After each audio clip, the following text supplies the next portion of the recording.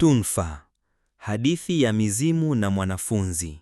Usiku ulishuka kama blanketi jeusi likiwa limejaa siri, na upepo ulikuwa ukilia mithili ya mtu aliyejeruhiwa moyoni. Shule ya sekondari ya Kilingo ilikuwa kimya, kimya cha kutisha. Majani yalisakata ngoma kwa sauti ya upepo, na paa za madarasa zilikuwa zikilia kwa mikwaruzo ya matawi yaliyokauka. Mwanafunzi mmoja tu alikuwa bado macho, Tunfa.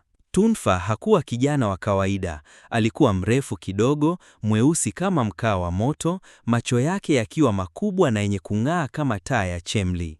Alipenda kusoma usiku akiwa amejitenga na kelele za wenzake, lakini usiku huu kulikuwa na kitu tofauti. Kulikuwa na harufu ya moshi wa ubani, harufu iliyotoka wapi hakujua. Lakini alipoinua kichwa kutoka kwenye daftari lake, macho yake yalikutana na kivuli kikubwa kilichokuwa pembeni ya dirisha. Kivuli kilichotikisa mwili wake kwa baridi isiyo ya kawaida. "Kuna mtu?" Tunfa aliuliza kwa sauti ya kutetemeka, lakini hakukuwa na jibu. Alichukua tochi yake, akaiwasha kwa tahadhari, lakini mwangaza wake haukuweza kufika mbali. Alipogeuza tena macho dirishani, kivuli kilikuwa kimepotea. Alihisi mbaridi ukipenya hadi mifupa yake. Alifunga kitabu chake na kuanza kuelekea bweni, lakini kabla hajafika mlangoni, taa zilikatika ghafla. Giza likawa nene kama wingu la mvua. Taa ya tochi ikatetemeka na kuanza kuzimazima. Mara ghafla, sauti nzito ya kilio cha kike ikasikika kutoka chooni kama bweni ya zamani, choo kilichoachwa miaka 3 iliyopita baada ya mwanafunzi mmoja, Zalia, kujiua huko. Ilisemekana kuwa alijinyonga kwa kamba ya taulo, lakini wengine walidai alivutwa na mizimu. Tangu siku hiyo, choo hicho kilifungwa, lakini sasa mlango wake ulionekana wazi, wazi kabisa, ukiwa na alama za vidole vya damu kwenye ukuta. Tunfa aliguswa na udadisi usioelezeka. Kwa moyo wa ujasiri uliopakana na upumbavu, alitembea taratibu kuelekea chooni. Kila hatua aliyopiga, ardhi ilionekana kulia, kama vilio vya makaburi. Mlango wa choo ulifunguka pole pole mbele yake, kana kwamba ulikuwa ukimkaribisha. Ndani kulikuwa na giza nene, lakini ndani ya giza hilo aliona mtu. Mtu aliyevaa sare ya shule, sketi ya kijivu na blauzi ya samawati iliyochanika bega.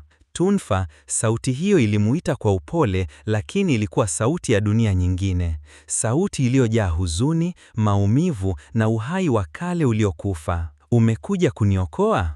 Tunfa alitetemeka. "Wewe ni nani?" aliuliza, macho yake yakiwa yamejaa hofu, lakini miguu yake imetulia kama mzizi wa mti. "Mimi ni Zalia," alisema, akimsogelea. "Waliniacha hapa, nililia, lakini hakuna aliyesikia. Walicheka kifo changu, walinishutumu, lakini ukweli bado umezikwa." Tunfa alitaka kukimbia, lakini miguu yake ilikuwa mizito. Kwa namna fulani, huruma ilianza kuchukua nafasi ya hofu. "Nifanye nini? Nisaidie vipi?" Zalia alitazama sakafuni, kisha akainua uso wake uliojaa machozi ya damu. "Nifuate, nikuonyeshe ukweli." Alitembea ndani zaidi ya choo, ukutani kukiwa na maandishi ya damu. Maandishi yaliyoonyesha majina ya walimu, wanafunzi na hata mkuu wa shule. Zalia alimweleza kwamba alikuwa miongoni mwa wanafunzi walioteswa kimwili na kiakili na kundi la siri lililokuwepo shuleni, kundi la wachawi wachanga waliojifunza kuwasiliana na mizimu kwa kafara za wanafunzi. Mwalimu mkuu pamoja na baadhi ya walimu walikuwa kuitumia damu ya wanafunzi hao ili kubakia madarakani, kupata vyeo na kujikinga na laana zao. Zalia alikuwa mmojawapo waliogundua ukweli huo. Alipotishia kuwaumbua, walimfuata, wakampeleka chooni siku moja ya jioni,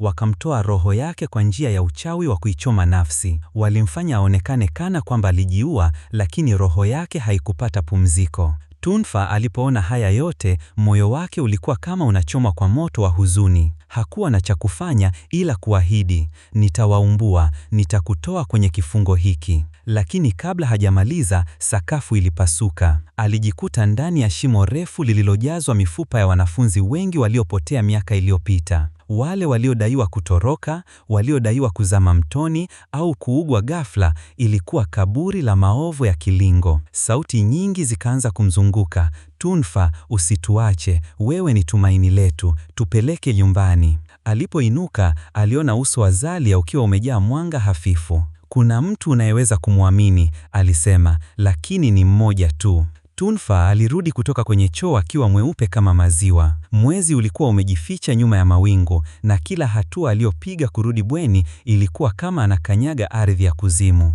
Usiku ule hakulala. Alikesha akiandika kila kitu alichokiona, kila jina, kila tukio. Asubuhi alipowapelekea walimu wakuu taarifa